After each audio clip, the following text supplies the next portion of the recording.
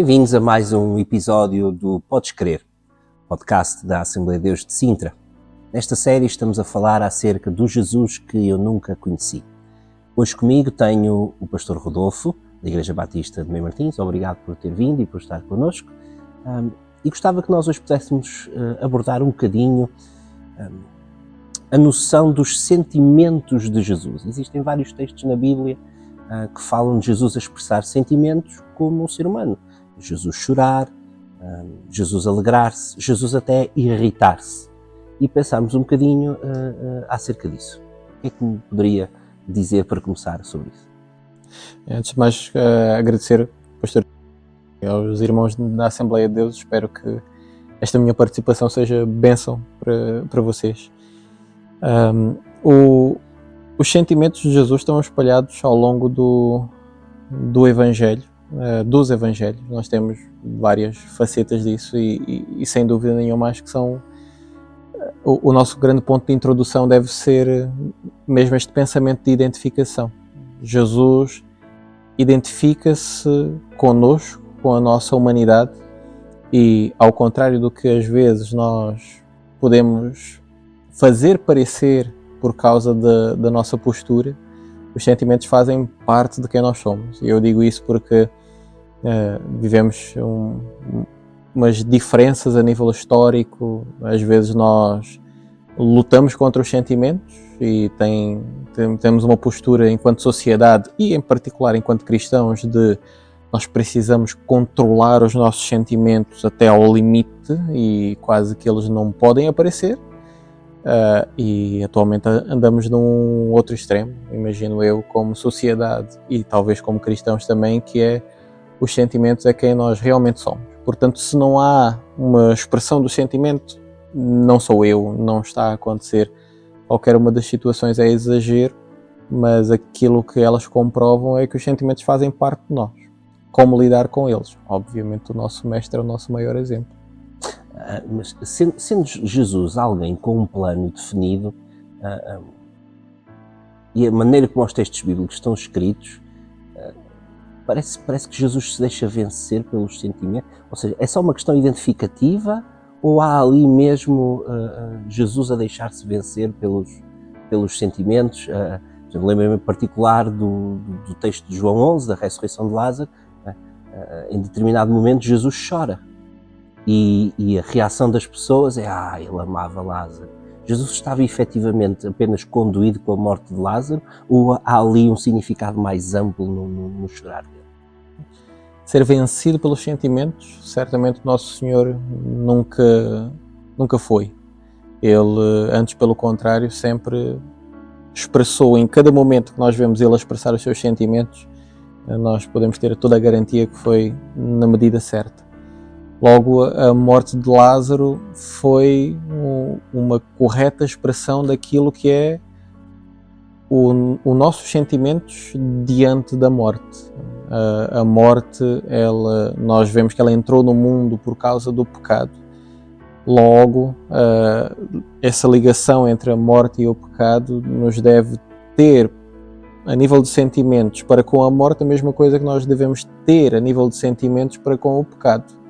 Uma genuína tristeza, que é expressa de forma correta no choro, não num choro desesperador, não é? Que é onde talvez aí sim os nossos sentimentos nos controlam e nós somos governados por eles, mas num correto sentimento de tristeza por aquilo que está a acontecer, seja pela partida do amigo, no caso do Senhor Jesus Cristo para com Lázaro, seja na tristeza por aquilo que é a consequência do pecado visível, a morte. Ao fim e ao cabo, às vezes as representações cinematográficas e literárias que se fazem de Jesus nem sempre são as mais certas, não é? Mas ao fim e ao cabo, ao olhar para Jesus a chorar, ao olhar para Jesus a irritar-se, a questão de identificação, acabamos por ver que Deus não é uma pedra fria que tem respostas automáticas em relação ao ser humano, mas que ele age em conformidade com o momento em que o ser humano está. Sim. o nosso Deus, ele criou-nos à sua imagem e semelhança. É assim que inicia o livro de Gênesis. E como nós também já estamos habituados a saber que Deus é espírito, logo forma física ele não tem, então essa imagem claramente não é uma imagem física, não é que Deus tenha o nariz e as orelhas e este formato físico que nós temos. O caráter dele foi impresso em nós, e parte deste caráter que nós vemos impresso em nós são os sentimentos. Nós muitas vezes falamos principalmente do facto do nosso Deus ser amor. Deus é amor e isso é expresso principalmente na forma como Deus amou o mundo e por isso ele enviou o seu Filho unigênito para que todo aquele que nele crê não morra, mas tenha vida eterna. Então este mesmo amor, esses sentimentos, tudo aquilo que Deus expressa, e se nós formos olhar para o Velho Testamento e a forma como os próprios nomes de Deus vão sendo colocados, não é? Nós temos várias expressões do caráter de Deus. É o mesmo Deus que tem o seu caráter a ser expresso em diferentes nomes que é dado, e por isso nós também vamos encontrar isso no ser humano, vamos encontrar isso no ser humano perfeito, que é o Senhor Jesus Cristo, obviamente sendo ele plenamente Deus, mas encontramos isso também em nós. Logo, o nosso Deus de frieza, de apatia, digamos assim, não tem nada. Antes, pelo contrário, ele tem todo o conjunto de sentimentos expressos de forma perfeita, e assim foi com o Senhor Jesus Cristo. E obviamente nós às vezes fazemos aquelas diferenças meio morais entre os sentimentos, não é? Haver alguns que obviamente são mais puros e outros são mais impuros, mas a ira, por exemplo, é um dos sentimentos que o nosso Deus tem, e ele tem bem melhor do que nós temos. Esses aí, muito facilmente eles nos controlam, mas no caso do nosso Deus, eu estou a falar disso principalmente porque se nós contra o pecado, quando vemos o pecado, por exemplo, de alguém a ofender o outro ou a maltratar o outro, nós nos iramos, nós sentimos algo aqui dentro de nós, Deus sente isso de forma perfeita. Ele de todo não tem apatia para com o pecado. Ele certamente não tem apatia para com a morte como efeito do pecado. E de alguma forma isso até também é expresso no Velho Testamento, numa passagem que nós às vezes repetimos, né? Precioso é o Senhor, a morte dos seus santos. Mas aquele sentido de precioso, de isso custa ao Senhor. Não é uma coisa como ele olha desde o seu trono de glória a morte dos seus santos e ele é indiferente. Não é, nunca foi e nunca vai ser. Esse é o nosso Deus cheio de sentimentos. E isso acaba por nos pôr numa posição de, não se calhar temor é a melhor expressão, porque temos, e as novas formas de expressar cristianismo enfatizam muito a questão, não, Deus sabe expressar amor, se há quem saiba expressar amor é Deus, e nós somos felizes porque Deus ama-nos incondicionalmente, o que não é mentira, mas temos do outro lado, mas Deus também sabe expressar perfeitamente ira. Daí a posição do homem sem Deus e daí a necessidade de Cristo, ou seja, este equilíbrio nestas duas facetas de Deus ajuda-nos a valorizar também tudo aquilo que Ele faz e fez por nós, não é? Exatamente. E até mesmo as corretas expressões de cada sentimento não estão tão ligadas àquilo que nós gostamos, e o que nós gostamos vai variando conforme os tempos e as modas, mas estão expressas no seu caráter firme, o que é uma maravilha, não é? No nosso Deus não há nenhuma sombra de variação nem mudança, portanto é uma firmeza.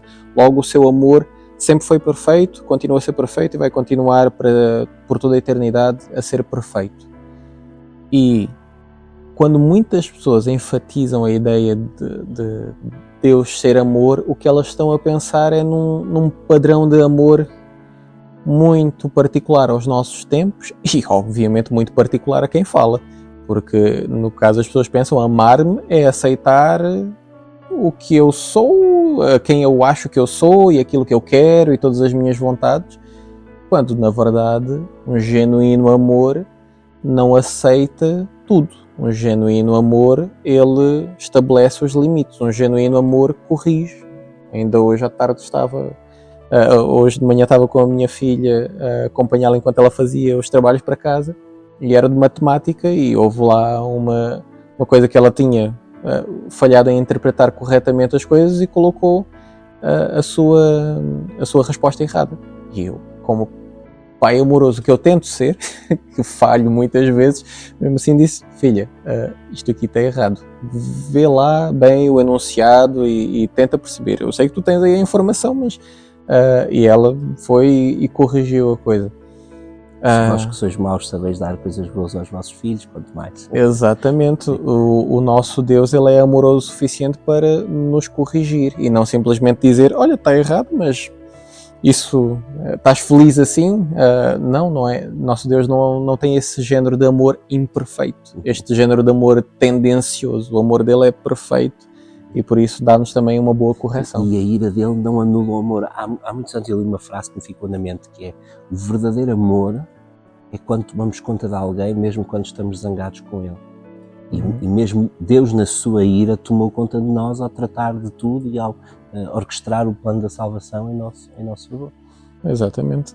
E há esta ideia da ligação, não é, dos vários atributos que depois, de alguma forma, também são sentimentos, mas aquelas coisas que nós, acho que evangélicos, muitas vezes falamos: graça, misericórdia, acho que são daqueles atributos que muitas vezes nós falamos, e fazemos bem porque eles estão escarrapachados por todo o Novo Testamento. Mas a graça e a misericórdia, no fundo, também são revelações do amor de Deus, ou seja, não dá para desligar. E nós podemos dizer que graça está ligado a um outro sentimento de Deus, de bondade, não é? Dele desejar-nos fazer bem, e por isso ele dá-nos mesmo aquilo que nós não merecemos. A misericórdia é também, de alguma forma, este amor de não nos dar aquilo que nós merecemos, portanto, pura justiça, mas reter a sua justiça por um tempo, e por isso nós não recebemos a imediata punição pelos nossos pecados, nós não recebemos logo a morte assim que pecamos. Então temos essas expressões do caráter e dos sentimentos também de Deus em tudo aquilo que nós vemos na história da redenção, e que depois vai sempre desembocar naquilo que é o Deus visível, não é? O nosso Senhor Jesus Cristo, ao longo dos Evangelhos, demonstra justamente isso no relacionamento com seus discípulos. Tanto os amava a ponto de tratá-los como filhinhos e explicar aquilo que eles ainda não percebiam, como às vezes os repreende, porque eles não estavam a entender aquilo que eles já deviam ter entendido. Ou seja, todos os sentimentos expressos por Jesus têm uma razão de ser, têm um propósito, eles não são fruto de fraqueza dele, mas tem tudo a ver com o propósito que ele tem em relação às pessoas a quem ele expressa esses sentimentos. Exatamente. Acho que esta é aquela quase que corrente meio estoica que pode ter enchido durante algum tempo o mundo evangélico, neste sentido de suprimir os nossos sentimentos, não é? E como se Jesus tivesse de fazer isso, ele não o fez. Ele simplesmente mostrou claramente, através dos seus sentimentos, quem ele era. Não que os sentimentos eram ele, mas fazem parte de quem ele era e continua a ser, com esta natureza humana e divina que ele continua a ter e na qual nós o vamos conhecer quando lá chegarmos. Há bocado estávamos a falar, antes mesmo de começarmos a gravar, que houve inclusive episódios em que Jesus parece que se cansou de alguns comportamentos, ainda notou ali um bocado, falamos de Jesus suspirar ou de Jesus fazer, quase como, em que é que isto se encaixa no que tivemos a falar até agora? Mas estávamos a falar de umas leituras interessantes que eu fui fazendo acerca dos sentimentos de Jesus, mas em Marcos 7 e 8 nós temos este sentido de Jesus suspirar em algumas circunstâncias que talvez nós pudéssemos pensar em Jesus a suprimir os seus sentimentos, mas não necessariamente é isso que nós vemos. Mas claramente podemos ver Jesus a não se deixar controlar pelos sentimentos. Numa delas é a cura de um surdo e gago que Jesus, no meio da multidão, traz ele para o lado, e então Jesus diz em Marcos 7,34: levantando os olhos ao céu, suspirou e disse: Efatá, isto é, abre-te. E é sempre aquelas coisas de se nós sabemos que tudo o que Jesus fez era propositado, também tudo o que os evangelistas escreveram era propositado por ação do Espírito Santo. Jesus suspirou. Se eu fosse escrever, provavelmente eu não ia colocar essas coisas. Eu simplesmente dizia: Jesus disse e abriu, e já está. Mas o Espírito Santo coloca aqui esta palavra para nós pensarmos sobre o que também Jesus sentia, não é? Quando nós suspiramos, ou estamos cansados de alguma coisa. Às vezes é cansaço físico, não é? Suspiramos por já ser o fim do dia do trabalho, mas às vezes suspiramos por causa do cansaço também com a situação da qual nós estamos a lidar. Pelo menos eu muitas vezes suspiro com os meus filhos e às vezes é cedo de manhã, e é porque eles repetidamente estão a fazer a mesma coisa, e às vezes uma pessoa tem de fazer e falar mais uma vez e tentar manter a calma. Jesus não foi controlado pelos seus sentimentos, e aqui podemos principalmente pensar acerca de Jesus a lidar várias vezes com a miséria que o pecado traz, porque se o fruto do pecado é a morte, não é? Ainda antes de chegar à morte física, há várias formas como a morte chega ao nosso corpo, e uma delas é quando o nosso corpo funciona mal. Alguém que era surdo e gago, certamente alguém com problema de surdez e mudez, não conseguir falar bem, certamente é efeito do pecado, o efeito da morte na sua vida. E se nós infelizmente às vezes desligamos um bocado os nossos sentimentos em relação a isso, não é? Vemos tanta miséria no mundo e às vezes desligamos os nossos sentimentos, às vezes também fazemos o caminho contrário. Já conversei muitas vezes com irmãos e irmãs que começam a ver canais de notícias e coisas na internet que é acerca de toda a miséria e mais alguma que existe no mundo. Eu às vezes dizer: não esteja a ver isso tantas vezes, porque isso sinceramente faz-lhe mal. É porque nós já temos sofrimento à nossa volta, e para isso nós precisamos ter uma boa capacidade emocional para lidar com esses sentimentos. Se nós estamos a sofrer com as coisas que se passam lá do outro lado do oceano e estamos a sofrer tanto, estamos a perder a nossa capacidade de lidar com os sofrimentos aqui. E pode causar cauterização da consciência a longo prazo. Exatamente. Mas acho que a principal tendência, é uma opinião minha, a principal tendência dessa nossa vida de sociedade atual é nós simplesmente, no sofrimento que nós estamos a ver à nossa volta, só diminuirmos o volume, fingirmos que ele não existe, passar ao lado, tentar esquecer o mais rápido possível o sofrimento que nós estamos a ver, não olhar para ele muito tempo. As pessoas eram trazidas a Jesus, e o nosso mestre, obviamente, se ele fosse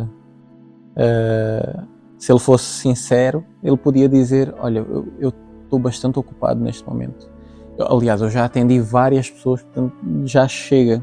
Eu agora preciso ir descansar, preciso retirar-me para orar, eu preciso passar tempo com aqui os meus 12, com quem eu estou a ensinar. Tudo isso era verdade? Tudo isso era verdade. Sim. E se alguém tinha a agenda cheia, era o nosso mestre. Ainda por cima num espaço tão curto, 3 anos e qualquer coisa. Exatamente. Sim, porque se alguém corria contra o tempo era ele. E ao invés de fazer isso, ele continuava. Ele atendia as pessoas, ele recebia, ele transmitia poder, ele curava, ele falava com as pessoas, ele tocava nelas.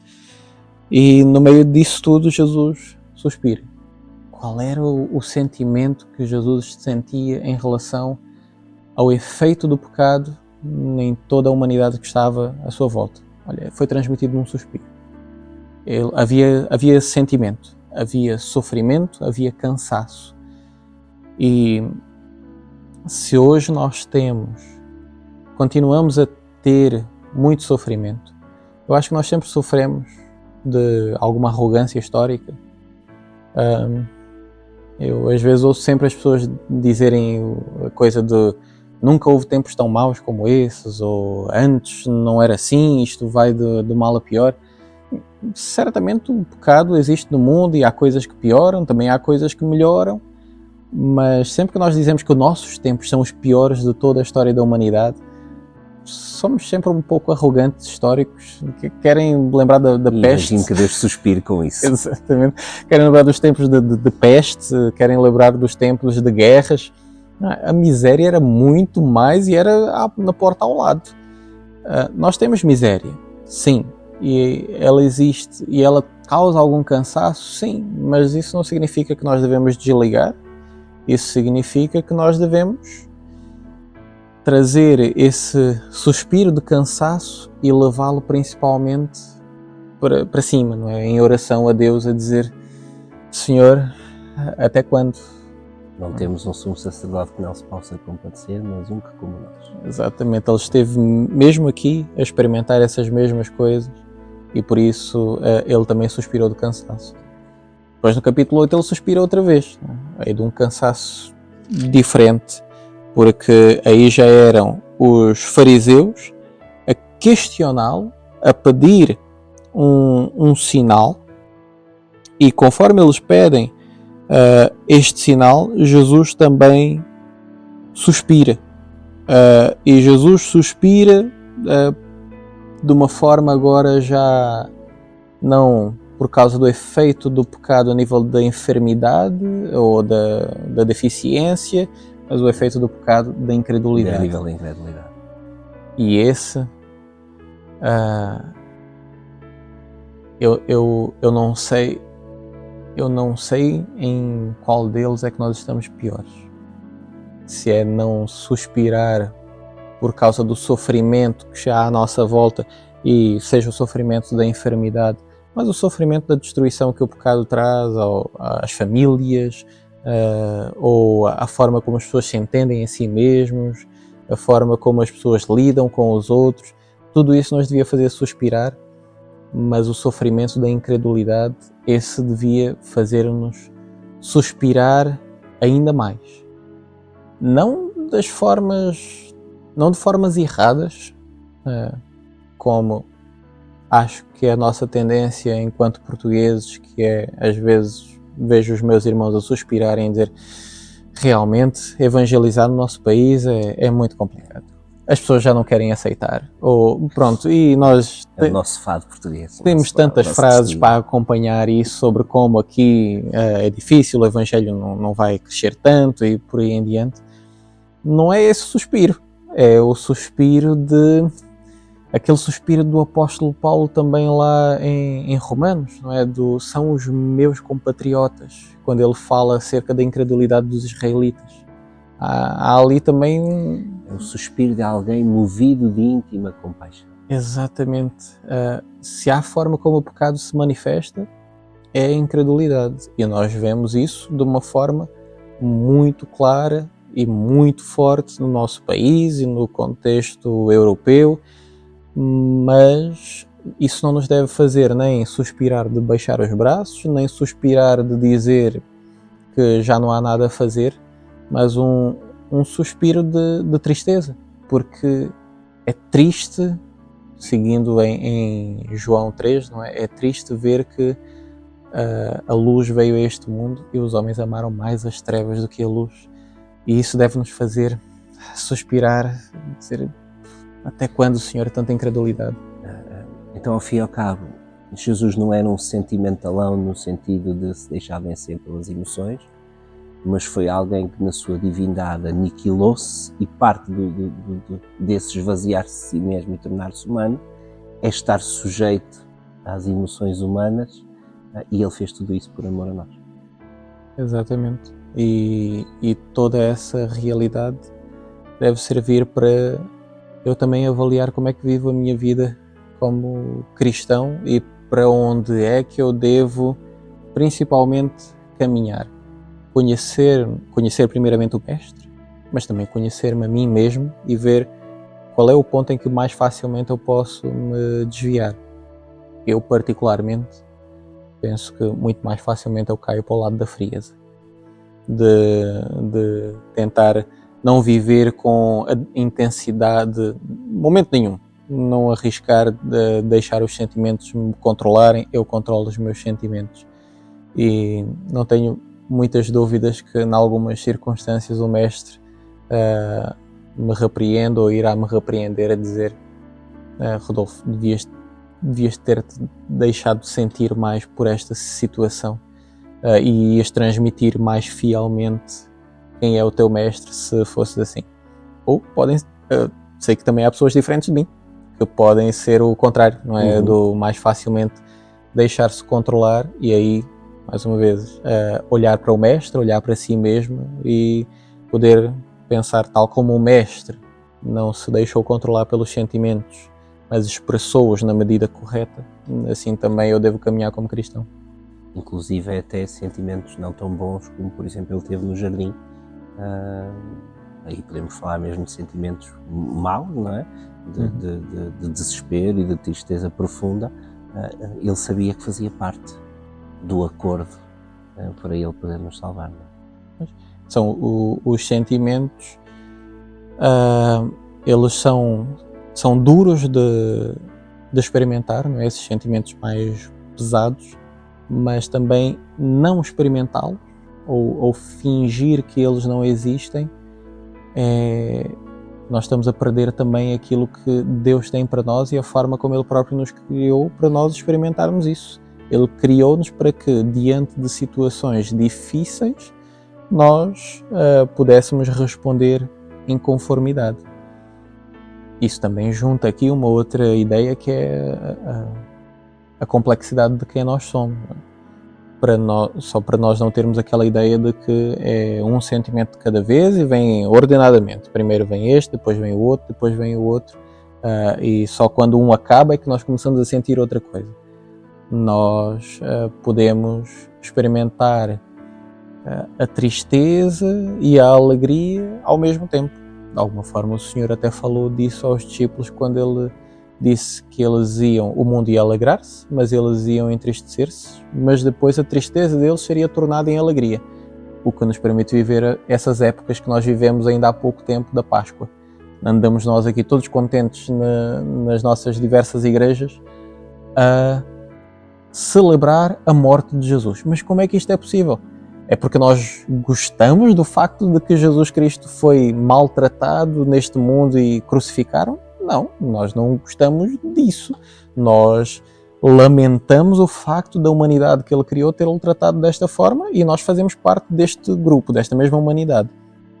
Ao mesmo tempo, nós alegramos-nos porque sabemos que este caminho ninguém o forçou a fazer. Ele o fez para que nós pudéssemos ter salvação. Então temos a tristeza, temos a alegria, tudo misturado e é a Páscoa. E nós celebramos isso ano após ano. Então também às vezes há situações pesadas, não é? Um funeral cristão é sempre estas situações em que nós temos algo pesado da partida de um irmão na fé e ao mesmo tempo uma alegria de que o sofrimento dele muitas vezes acabou, não é? O nosso irmão estava com alguma enfermidade, estava com dificuldades, o sofrimento dele acabou, ele agora está com o mestre, ele só está a experimentar o que de bom e do melhor pode experimentar e em breve nós vamos estar juntos outra vez e é tudo misturado dentro disso. Então, só para deixar claro que não somos controlados pelos sentimentos, isso não anula a complexidade dos sentimentos. Somos seres complexos como Deus também é um ser. Exatamente. É um ser complexo. Obrigado, Pastor Rodolfo, por este bocadinho também. De nada. Podemos ter conversado sobre este assunto. Por hoje ficamos por aqui. Vamos deixar na descrição links com informação acerca da Igreja Batista de Martins, morada e horários de cultos também, para quem desejar visitar. Deus vos abençoe e até ao próximo podcast, se Deus quiser.